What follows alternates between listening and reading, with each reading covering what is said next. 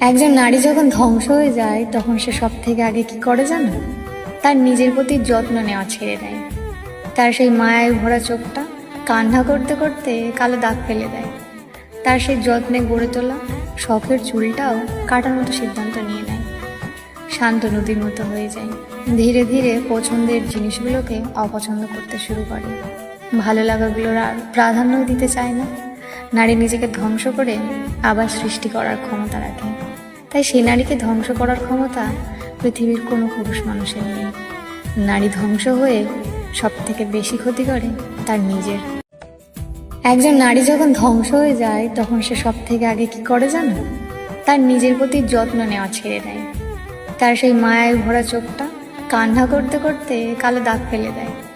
তার সেই যত্নে গড়ে তোলা শখের চুলটাও কাটার মতো সিদ্ধান্ত নিয়ে নেয়। শান্ত নদীর মতো হয়ে যায়। ধীরে ধীরে পছন্দের জিনিসগুলোকে অপছন্দ করতে শুরু করে। ভালো লাগাগুলোর আর প্রাধান্য দিতে চায় না। নারী নিজেকে ধ্বংস করে আবার সৃষ্টি করার ক্ষমতা রাখে। তাই সেই নারীকে ধ্বংস করার ক্ষমতা পৃথিবীর কোনো পুরুষ মানুষের নেই। নারী ধ্বংস হয়ে সব থেকে বেশি ক্ষতি করে তার নিজের।